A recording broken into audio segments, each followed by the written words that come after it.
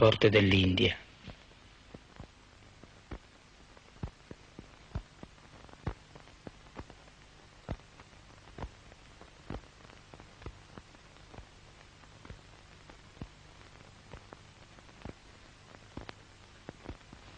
La sede del Parlamento indiano.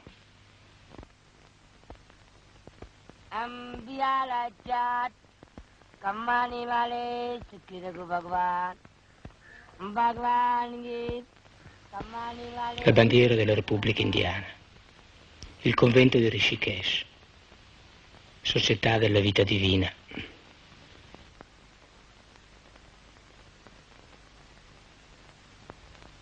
Queste sono le acque del Gange, vicino alle sorgenti, ai confini con la Cina.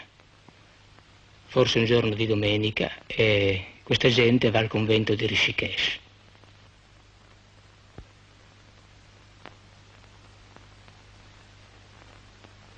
Io non sono qui per fare un documentario, una cronaca, un'inchiesta sull'India, ma per fare un film sull'India. I temi fondamentali di questo film sono i due temi fondamentali dell'intero terzo mondo, ossia i temi della religione e della fame. Ho chiesto a questo ragazzino che lavora nel convento di Rishikesh se uno dei monaci del convento, nel caso che vedesse in una landa deserta dei tigrotti affamati che stanno morendo di fame, sarebbe disposto a dar loro per sfamarli il proprio corpo. E lui mi ha risposto di sì. Sono andato sul Greto del Gange, che è l'eremitaggio di uno dei più famosi Mahatma della zona, e ho rifatto anche a lui la stessa strana domanda. Ma lui non ha voluto rispondere, non ci ha concesso l'intervista.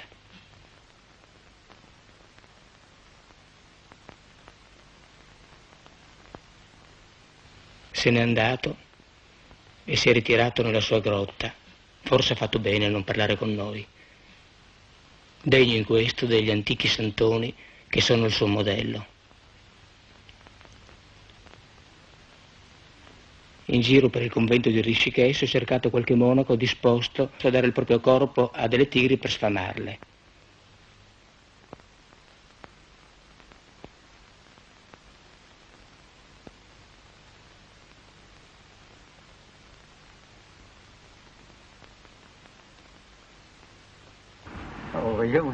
Tra questi sadhu ci sarebbe qualcuno che sarebbe disposto a dare il proprio corpo per salvare dei tigrotti che muoiono di fame?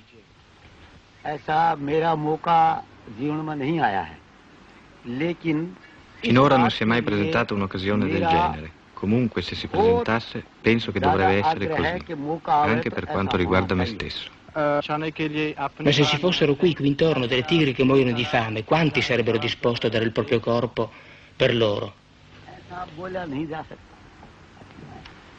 In India ci sono milioni e milioni di persone. Come si potrebbe dire chi sarebbe pronto a farlo? E il vostro capo, il Mahatma, sarebbe disposto a dare il proprio corpo alle tigri o no? Questo non lo dirò. Io sto facendo un film, o meglio un documentario per un film che comincia con un episodio che riguarda un Maharaja, il quale Maharaja, prima dell'indipendenza dell'India, con i suoi elefanti, il suo seguito e la sua corte, va in giro per le proprie terre. Arriva in una landa desolata, coperta dalla neve, e qui vede delle tigri che stanno morendo di fame con i loro tigrotti. Preso dalla pietà, dona a queste tigri il proprio corpo per sfamarle. Qualcuno oggi in India sarebbe disposto a fare questo, secondo lei? Man has got two aspects. Every human being has got two aspects. The divine aspect and the devilish aspect. Ogni uomo presenta due aspetti, ogni essere vivente presenta due aspetti, l'aspetto divino e l'aspetto diabolico. Ed egli manifesta questo aspetto divino che sente verso tutti gli uomini e anche verso tutti gli animali. E questo sentimento è in lui naturale, il suo cuore è pieno d'amore per gli uomini e per gli animali, verso tutti gli esseri viventi. Se si trova un animale in pericolo e in difficoltà, non esita ad offrire la propria vita pur di prestare conforto e soccorrere un altro essere in pericolo. Ecco qual era il sentimento di quel Maharaja quando offrì la propria vita per salvare quella delle tigri. Ma se qui oggi, intorno al convento, ci fossero delle tigri affamate, ci sarebbe qualche monaco disposto a fare l'atto sublime di donare il proprio corpo a loro per sfamarle? Ecco, questo in effetti è il senso della storia. Non bisogna però prenderla alla lettera, nulla deve essere preso alla lettera. Ogni cosa ha un proprio significato filosofico ed è tale significato che bisogna coglierlo. Quindi il vero senso di questa storia è che bisogna essere compassionevoli. È una storia che ci fa conoscere, ci insegna l'arte di avere pietà. Allora sono andato a Bombay, in un ricco quartiere residenziale dove vive un Maharaja con la sua signora, a chiedere a lui se un Maharaja sarebbe disposto a dare il proprio corpo a una tigre e a verificare cioè se il mio film può cominciare con questo episodio o no. Probabilmente egli prenderebbe le tigri, le porterebbe nel suo palazzo e darebbe loro da mangiare. Ma se questo Maharaja fosse profondamente religioso? Sì, è possibile che egli lo faccia per sentimento religioso. Ma nell'India moderna un Maharaja lo farebbe? No, nell'India di oggi non credo. E lei, signora, se suo marito cadesse in miseria, o meglio, se lei fosse l'attrice del film in cui facesse la parte di una moglie di un Maharaja caduto in miseria, come si comporterebbe in mezzo al popolo dei poveri? Avrebbe qualche inibizione, si sentirebbe bloccata dallo spirito di casta o no? No, non mi sentirei diversa. Starebbe in mezzo ai poveri tranquillamente, normalmente. Toccherebbe anche degli intoccabili. Certamente. Eccolo. Questo è il giovane indiano che sceglierei per la parte del Maharaja. Anche egli dice di sì. Dice che darebbe il proprio corpo a una tigre affamata. E dove vive questo Maharaja? Probabilmente in un palazzo come questo. Un palazzo di Udaipur dove vive effettivamente anche oggi un Maharaja che ha dei poteri militari abbastanza ampi ancora, dove c'è una regina madre, eccetera. Oppure in questo palazzo sul lago. Forse un po' troppo esotico. No, il palazzo che sceglierei sarebbe questo di Jaipur.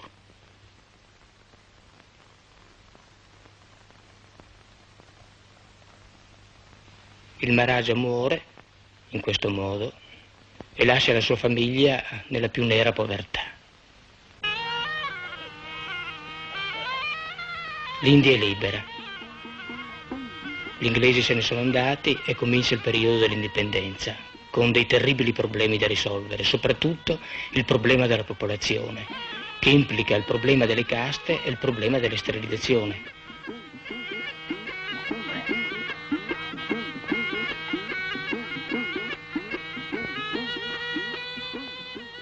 Questa è la loggia di cui Gandhi parlava al suo popolo.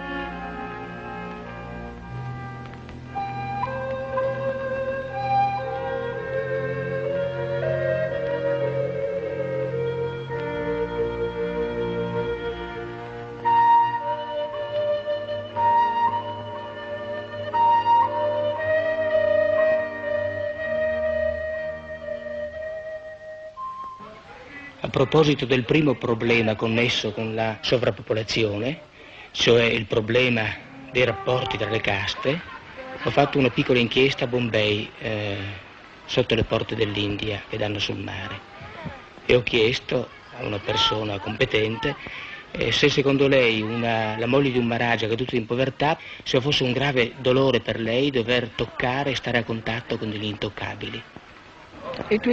Sì, certo sarebbe molto duro per loro, ma in simili condizioni, non avendo alcun aiuto, quelle persone si disporrebbero ad accettare il pezzo di pane anche se offerto da un intoccabile. Le ho chiesto però se lei pensasse che così, soltanto a prima vista, osservando il viso, la presenza fisica, eccetera, lei saprebbe riconoscere un intoccabile. È difficile, vede, molto difficile. Non vengono qui perché nessuno li deve toccare. E vivono in gruppi segregati, al di fuori della comunità. Sono perciò un po' timidi, si vergognano di venire fuori e doversi nascondere. Le convenzioni sociali proibiscono loro di mischiarsi ad altra gente. Nel loro subconsciente provano un senso di paura, paura di essere scoperti in mezzo agli altri. Temono che qualcuno abbia da dire perché si sono fatti toccare. Potrebbe indicarcene qualcuno? È quanto cercherò di vedere. Il loro lavoro principale è quello di neturbini e si restano completamente al di fuori dal resto delle altre comunità. Sono chiamati Haji. Ecco, là in fondo c'è una donna appartenente alla cosiddetta comunità intoccabile dell'India.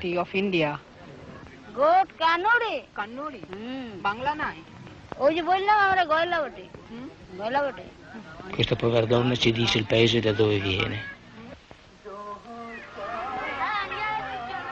Abbiamo cercato qualche altro intoccabile che fosse disposto a parlare con noi, ma è stato molto difficile.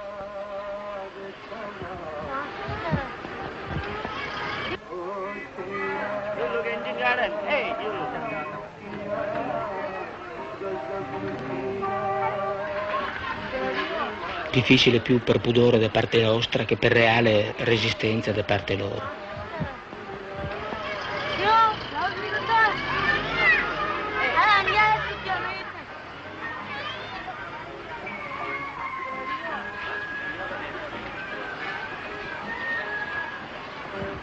Eccolo. Tu pensi che potresti mai diventare primo ministro dell'India?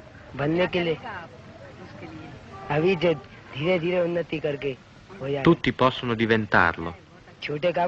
Progredendo lentamente tutti possono arrivarci. Lavorando molto, chi non può diventare grande? Quanto al secondo problema connesso alla sovrappopolazione e alla fame, ossia il problema della sterilizzazione, siamo andati a parlare con un alto funzionario del Partito Comunista a Nuova Delhi. Abbiamo chiesto se il Partito Comunista è favorevole o contrario a questo progetto di legge sulla sterilizzazione. No, the communists said that we cannot force. I comunisti pensano che non è possibile forzare la gente. Dobbiamo farlo in modo democratico. Dobbiamo far sì che la gente proceda gradualmente. Altrimenti non sarà possibile fargli imparare nulla. Dopotutto non è così facile eliminare pregiudizi di migliaia di anni. Proprio sotto la sede del Partito Comunista abbiamo formato un gruppo di persone che all'apparenza sembrerebbero operai e abbiamo chiesto loro se sono favorevoli o contrari a questo progetto di legge. Favorevole. Favorevole. Favorevole. Gli operai sono favorevoli. Almeno questi che abbiamo interrogato. Siamo andati a parlare anche con degli intellettuali davanti a una mostra del libro nel centro della città. Favorevoli o contrari? Sì, sono favorevole a questo metodo. Anch'io. Sì, sono d'accordo. Sì, sono favorevole. Sì, lo trovo molto interessante. No, non sono favorevole. Perché? Per quale ragione? Ognuno deve avere una possibilità di vita e invece noi vogliamo controllarla. Non è questo il sistema. Piuttosto bisognerebbe produrre di più. Comunque ci sono molti altri sistemi per risolvere il problema, piuttosto che questo che vogliamo adoperare. Insomma, operai e intellettuali sono in maggioranza favorevoli al progetto di legge sulla sterilizzazione. Ma il grande problema sono le campagne, i villaggi. C'è l'enorme maggioranza della popolazione indiana. Buongiorno. Buongiorno. Come si chiama questo villaggio? Waverly. Grazie.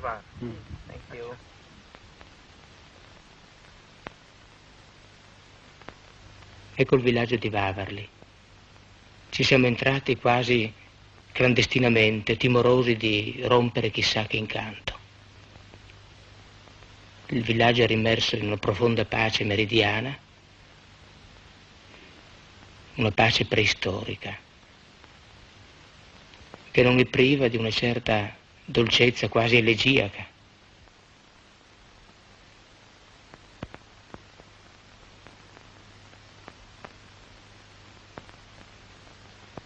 Gli abitanti del villaggio ci hanno accolto sorridendo,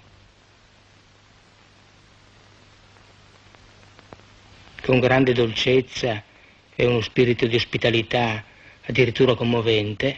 Essi ci hanno accolto e sorriso. Ci hanno mostrato come lavorano, quali siano le loro tecniche, che sono le stesse di 2 o 3 mila anni fa. Ma quando abbiamo chiesto loro di parlarci sulla sterilizzazione non hanno voluto saperne.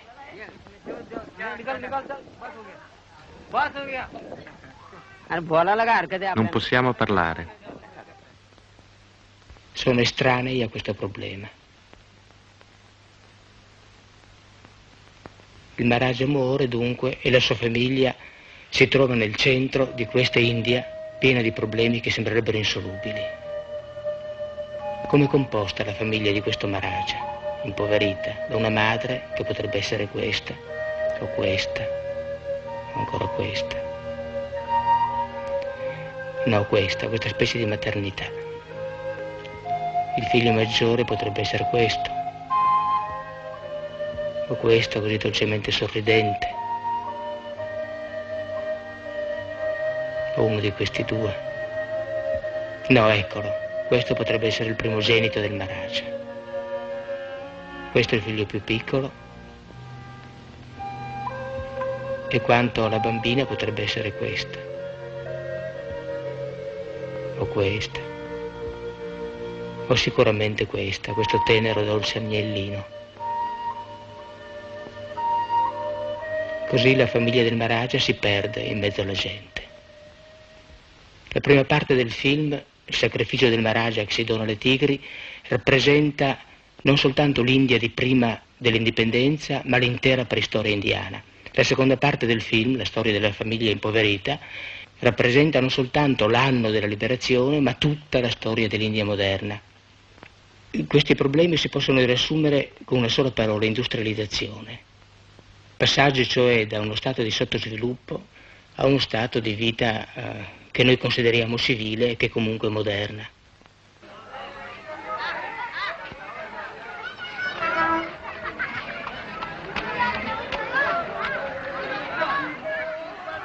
La popolazione indiana è formata per l'enorme maggioranza nelle città da un sottoproletariato urbano,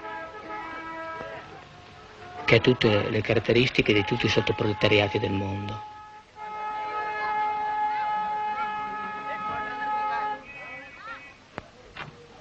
Sul problema dell'industrializzazione, con i problemi connessi ad esso, siamo andati a fare delle varie interviste ed inchieste. Abbiamo parlato con dei giornalisti, il Times of India, che sarebbe come dire il Corriere della Sera indiano, e in periferia, con degli operai delle fabbriche. Bombay è una città già molto industrializzata. Ci sono circa 4.000 industrie, ma di queste 3.000 circa hanno soltanto una cinquantina di operai. Però ce ne sono anche di importanti, circa 16 hanno più di 15.000 operai. La statua di Siva vicina alla falce del martello.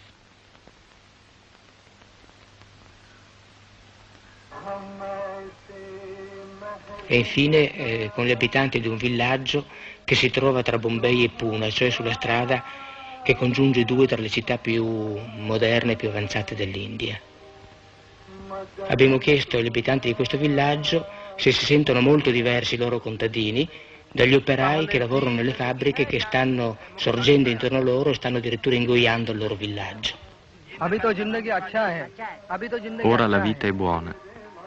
Ora la vita è buona. Ma non c'è nessuna differenza tra i contadini che lavorano nei campi e gli operai delle nuove fabbriche.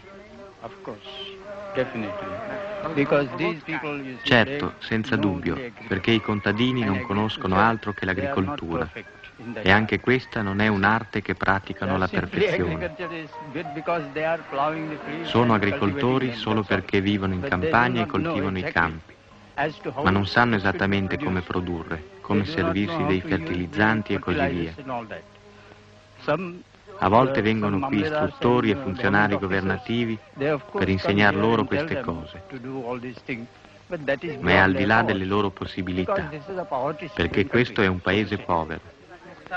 Ma voi vi sentite molto diversi dagli operai? Sì, diversi, diversi, diversi, diversi. Ma cosa preferite fare in realtà, i contadini o gli operai? Contadino. Contadino. Contadino. Contadino. Le stesse domande più o meno abbiamo fatto invece degli operai, a degli operai che da molto tempo lavorano in una fabbrica. Preferisci lavorare nei campi oppure qui? Mi piace la campagna e lavorare la mia terra. Tu pensi che ci sia molta differenza tra uno che lavora ai campi e uno che lavora in una fabbrica? Yes, there is a lot of difference because we can see some foreign machineries and foreign good ideas also. Sì, c'è molta differenza perché noi possiamo lavorare con macchinari stranieri, studiare il funzionamento di questi macchinari e le loro applicazioni. In fatto di politica e di religione le idee sono molto diverse.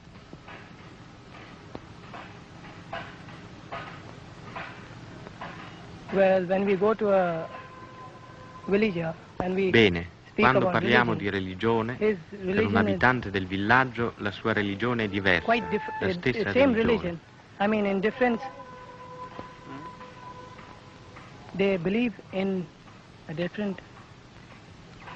Voglio dire che essi credono in qualcosa di diverso, credono ad un Dio diverso. Ma quando l'India sarà completamente piena di fabbriche, pensate che voi indiani cambierete, vi occidentalizzerete o resterete indiani? Indiani. Indiani. Ci sentiremo sempre indiani. Il progresso dell'India dipende da noi.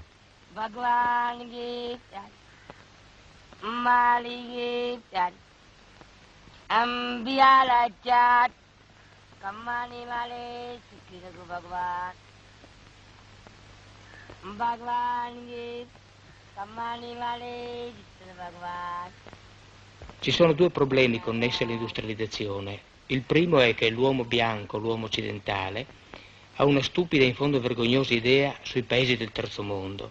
Egli crede cioè che essi, per diventare moderni, cioè industrializzarsi, debbano occidentalizzarsi. È giusto e inevitabile questo o no? Nella misura in cui occidentalizzarsi significa assimilare moderne tecnologie, noi ci stiamo certamente occidentalizzando. Ma se questo significa perdita dei caratteri, degli elementi distintivi e della personalità di questo paese, noi cercheremo di resistere. È essenzialmente questo il nostro dramma. Non c'è dubbio, noi dobbiamo resistere apertamente. Noi sappiamo di avere una nostra cultura, non permetteremo che un'altra cultura ci venga imposta.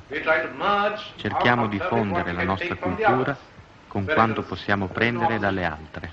Secondo problema, ci sono stati recentemente in India i primi episodi di violenza civile. Ciò dipende dalla prima influenza dell'industrializzazione sullo spirito indiano. In una certa misura essi sono i segni di una iniziale industrializzazione, perché le aspettative della gente sono salite molto in alto dopo l'indipendenza.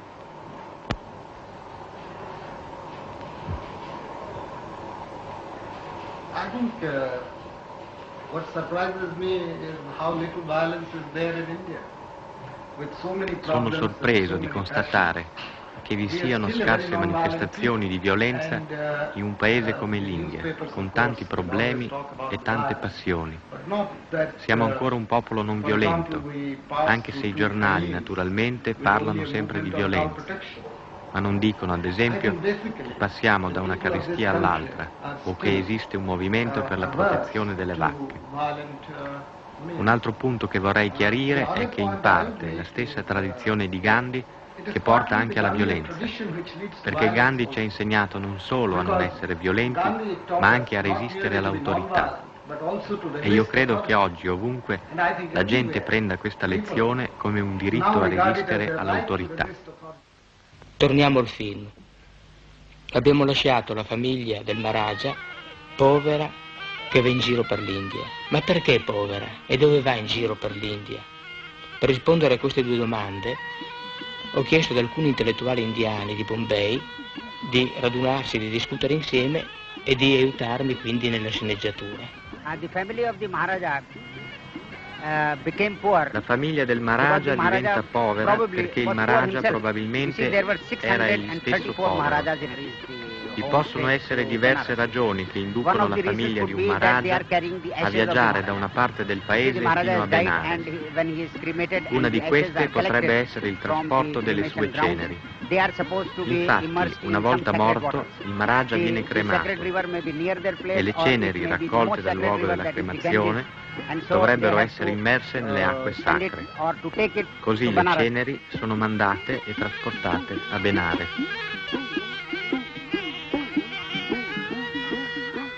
I shall say that like the father, his children also were like him. They went after Direi che i figli, per non essere da meno, fanno come il padre. E dopo l'avvento dell'indipendenza decidono di non avere più nessun diritto sui loro beni che ora giustamente appartengono al popolo. Così in effetti rinunciano a tutte le proprietà, cercando di fare del loro meglio, di guadagnare. Ma in ultimo essi cozzano contro la realtà attuale del nostro paese e si accorgono di non essere capaci di bastare a se stessi e alla fine muoiono uno dopo l'altro. E l'azione si sposta a Benares, dove si assiste alla cremazione dell'ultimo membro della famiglia, il che significa l'idealismo di fronte alla realtà.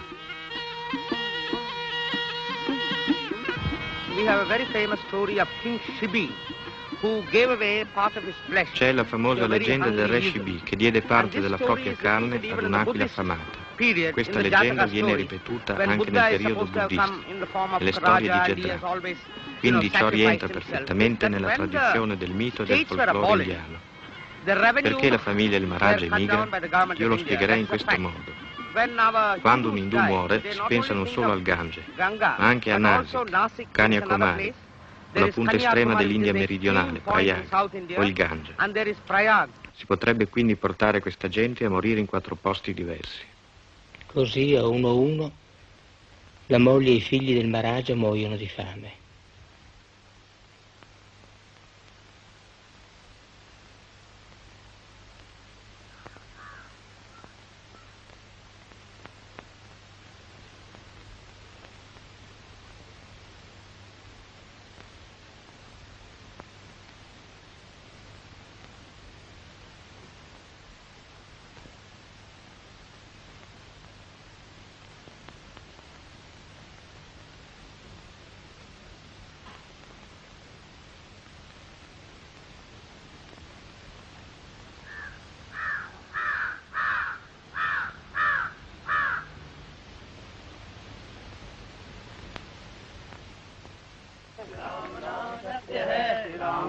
सत्य है राम नाम सत्य है राम नाम सत्य है मतलब यह है कि सारी दुनिया झूठी है राम नाम सत्य है